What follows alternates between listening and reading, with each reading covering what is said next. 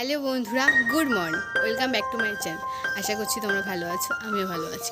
আমার নতুন একটা ব্লগে তোমাদের সবাইকে ওয়েলকাম। ছাদের ওপরে এসেছি, একটু দেখো সেজে গুজে রেডি হয়ে গেছে, একটু রিলস বানাবো আমি আর বোন। ওদিকে আমার বোন রিলস বানাচ্ছে, আর এদিকে দুজন মিলে আমি বোনের একটা ড্রেস পরে নিয়েছি, ভিডিও করব। আজকে একটু ওয়েদারটা নরম আছে, মানে মেঘলা মেঘলা আছে, বৃষ্টি হবে কি না জানি না, কিন্তু গরম পড়ছে, কিন্তু রোদ্দুরটা কম বলে সেই জন্য ছাদে আসলাম একটু রিলস বানাবো। তারপরে দেখো একটু কটা রিলস বানিয়ে নিই, তারপরে তোমাদের সাথে আবার দেখা হচ্ছে। টাটা। বাড়িতে এসেছি, বাপের বাড়ি থেকে ছাদটা দেখো, দেখেছো এগুলো কত আম গাছ, দেখি কাঠ। ছাদ থেকে দেখলে কত গাছ, আমাদের আম গাছ, কাঁঠাল গাছ, সব রকম গাছ। আগে তো আরও গাছ ছিল, এই আমফানের বছর বছর যেমন ঝড় হয় না, সব অনেক গাছ না ভেঙে গেছে, মানে প্রচুর গাছ ছিল, জাম গাছ ছিল, জামরুল গাছ ছিল, পেয়ারা গাছ আর একটা ছিল যে লাল লাল পেয়ারা হতো, সেগুলো ছিল, সব মানে ঝড়ে পড়ে গেছে। আর এটা কি গাছ তোমরা বলো তো?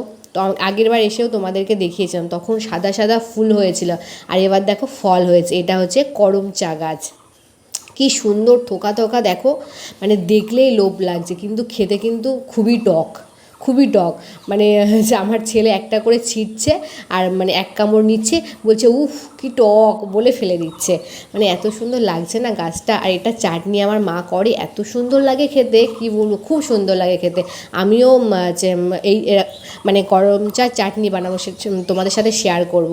এটা খুব ভালো।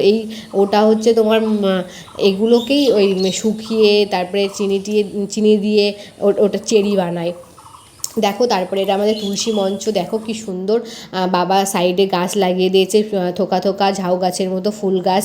আর এটা আমাদের পেয়ারা গাছ, আর এদিকে দেখেছো একটা ছোট ঘর, ওটার মধ্যে পাটকাঠি থাকে। আমার মা মানে আমাদের চাষ করে, বাবা পাট চাষ করে, সেখান থেকে পাটকাঠি হয়, আর ওখানে রেখে দেয় মা, উনুনে যখন রান্না করে পাটকাঠি দিয়ে করে। আর ওইদিকে আমাদের কলটা ঘেরা আছে, আর ওইদিকে হচ্ছে রাস্তা। সব কিছু দেখলে দেখা ভালো করে দেখাও। A money apple. A for A for apple. B for Ball. Mama, A for apple. Papa, did Papa?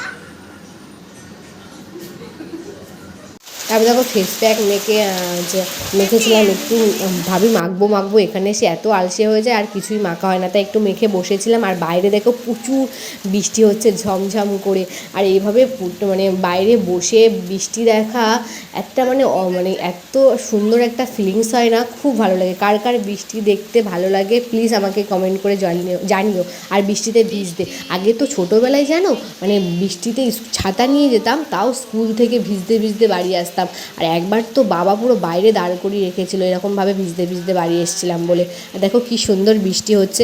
আমার ছেলে বলছে মা চলো বসে বসে বৃষ্টি দেখবো, মানে ও মানে ও আমাদের ঘরের মধ্যে থেকে তো বৃষ্টিটা অত বোঝা যায় না, মানে আমার শ্বশুর বাড়িতে, সেই জন্য ও এখানে পুরো উঠানের মধ্যে বৃষ্টিটা পড়ছে ঝমঝম করে, ও দেখতে আরও বেশি মানে ওর ভালো লাগছে, তাই বলছে মা চলো।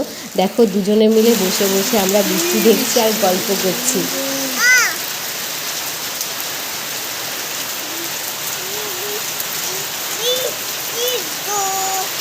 আমরা বসে বসে এখন বৃষ্টি দেখছি, তাই তো? জল আসছে এখানটায়, ভিজে যাচ্ছি আমরা।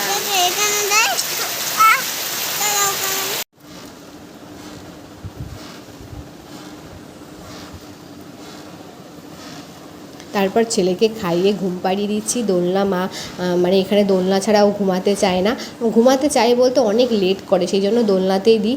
আর দেখো ওকে ঘুম পাড়াচ্ছি, ও ঘুমিয়ে পড়বে একটু পরে। তারপরে দেখো বিকালবেলায় দেখো হাতে রক্ত, মানে রক্ত না, এটা কি জানো, এটা হচ্ছে করম চা, ওই পাকা করম চাগুলো।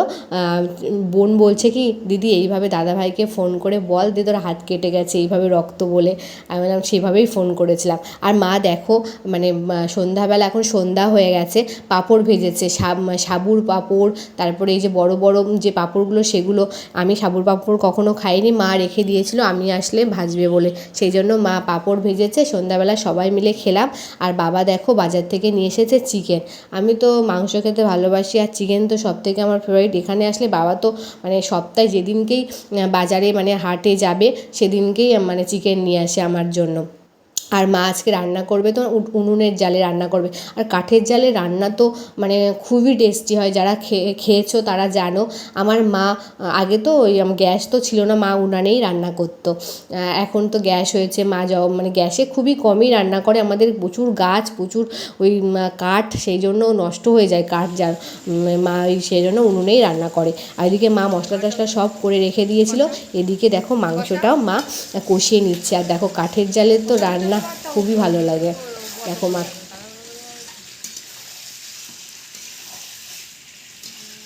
কষানো হয়ে গেছে, মা জলও দিয়ে দিয়েছে। দেখো কাঠের জালে কেমন তকবক তকবক করে ফুটছে, গ্যাসে কিন্তু এত ফুটবে না। আর পুরো কাঠের জালে মানে পুরো দেখো কি সুন্দর ফুটছে। আর এর টেস্টও মানে অসাধারণ হয়। আমরা দেখো আমি ছেলে বোন সব বসে বসে গল্প করছি, আর মা রান্না করছে। মা কটা ওই কষা মাংসও দিয়েছিল, খেয়েছি।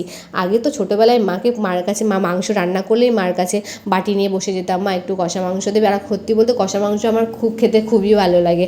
মা দিয়েছিল, আমরা খেয়েছিলাম। তারপর দেখো মার লাল লাল টেস্টি টেস্টি মাংস রান্না হয়ে গেছে।